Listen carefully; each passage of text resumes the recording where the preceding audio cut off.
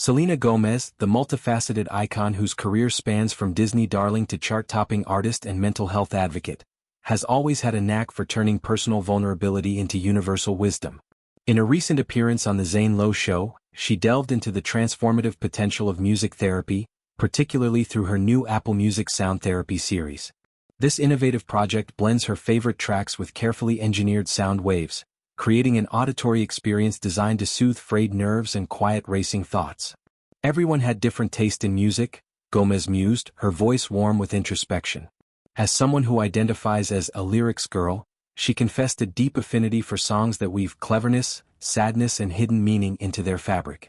It's this emotional depth that captivates her, turning passive listening into an active form of self-exploration. That's thrilling because then I take it in as my version and those are the songs I remember the most, she continued, illustrating how music becomes a mirror for our innermost experiences. For Gomez, at 33 years old and thriving in her role on Only Murders in the Building, these aren't just preferences, they're lifelines in navigating the complexities of fame, chronic illness, and emotional turbulence. The heart of Gomez's discussion lay in the therapeutic alchemy of her series, where familiar melodies are infused with sonic elements tailored to promote relaxation and mindfulness. Sound therapy, an ancient practice rooted in vibrational healing, has gained modern traction through apps and playlists that harness frequencies to influence mood and stress levels. Gomez's contribution elevates this by curating tracks that resonate with her own history of mental health struggles, including bipolar disorder and the pressures of public life. She reflected on how certain songs, often tied to painful times, hold the most power. These songs are usually associated with painful times, but those are the best moments, she told Lowe, her words carrying the gravity of someone who has walked through darkness to find light. This paradox, that joy can emerge from sorrow, is a cornerstone of her advocacy. Through her Rare Impact Fund and ongoing conversations about therapy, Gomez has demystified mental health, making it accessible and relatable. Her sound therapy series extends this mission, offering listeners a non-invasive entry point to emotional regulation. Imagine slipping on headphones during a commute or bedtime routine, allowing waves of sound to wash away anxiety like a gentle tide. For Gomez, it's not abstract, it's personal, a tool she wields to calm down nerves, in the midst of a whirlwind schedule that includes acting, producing, and philanthropy. Delving deeper, Gomez unpacked her unique connection to lyrics, describing them as puzzles that reveal hidden truths. As an artist behind hits like Love On and Ice Cream, she knows the artistry of subtext all too well. A clever turn of phrase or a veiled ache can transform a song from entertainment to empathy, allowing listeners to project their stories onto the notes. This version she creates in her mind, personalized and profound, highlights music's subjective magic. It's why, she explained, sad songs linger longest. They validate the messiness of feeling without demanding resolution. In the context of mental health, this validation is gold. Studies in music therapy, though not explicitly cited here, align with Gomez's experience, showing how engaging with evocative lyrics can reduce cortisol levels and foster emotional release. For someone like Gomez, who has shared her lupus diagnosis and kidney transplant journey, music isn't escapism, it's excavation. The sound therapy series, by layering sound waves that mimic calming brain states like theta waves, amplifies this effect, turning solitary reflection into a guided healing session. It's a reminder that therapy doesn't always require a couch. Sometimes, it's as simple as pressing play.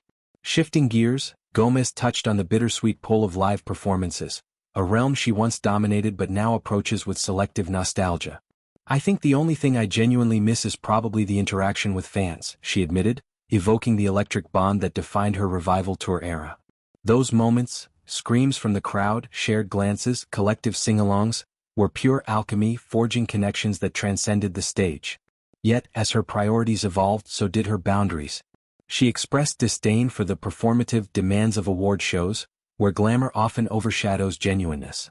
I'm not sure that's something I'm willing to entertain again, she declared, her resolve clear. The glitz, the rehearsed smiles, the pressure to embody perfection, it all felt antithetical to her current self. Instead, she yearned for intimacy. However, the idea of doing, I don't know, an acoustic set or some sort of soft version, I would love to do that. Picture Gomez in a dimly lit venue, strumming a guitar under soft lights, her voice raw and unadorned. It would be a homecoming to the roots of her artistry, where vulnerability trumps virtuosity. I miss being with fans for sure, she reiterated, underscoring that her hiatus from the spotlight isn't rejection, it's refinement. Gomez's revelations weave into a larger tapestry of her life's work. From founding the Rare Beauty brand, which donates millions to mental health initiatives, to starring in Emilia Perez, a film that explores identity and resilience, she consistently champions holistic well-being. Music therapy fits seamlessly here, bridging her creative output with her activist ethos. In a society where mental health conversations are finally shedding stigma, Gomez's endorsement adds star power to evidence-based practices. Sound therapy in particular appeals to its accessibility. No prescription needed, just an open ear. Yet, her emphasis on personalization, my version, warns against one-size-fits-all approaches. What soothes one soul might stir another, making curation key. As she promotes this series, Gomez isn't just sharing tracks. She's sharing strategies, inviting fans to reclaim agency over their inner worlds. Reflecting on her trajectory, Gomez's story is one of graceful reinvention. The girl from Wizards of Waverly Place has grown into a woman who prioritizes peace over applause. Her discomfort with performative elements signals maturity, a shift from people-pleasing to self-preservation. Live shows, once her oxygen, now hold allure only in their stripped-down form, an acoustic whisper amid the roar of expectations. This selectivity empowers her to pour energy into what truly nourishes, meaningful interactions, therapeutic creations, and advocacy that ripples outward. For fans, it's inspiring. In Gomez's world, missing the crowd doesn't mean disconnection, it means deeper connection on her terms. Ultimately, Selena Gomez's foray into music therapy illuminates a profound truth. Healing is harmonic. Through lyrics that linger, sound waves that soothe, and performances that pulse with authenticity, she charts a course for mental well-being that's as diverse as the playlist of life. Her series isn't a cure-all, but a companion, reminding us that in the symphony of struggles, there's always a melody for mending. As Gomez continues to evolve, her voice, lyrical, literal, and leading, echoes a call to listen closer not just to the music but to ourselves. In doing so, we honor the best moments born from pain, turning volume up on hope.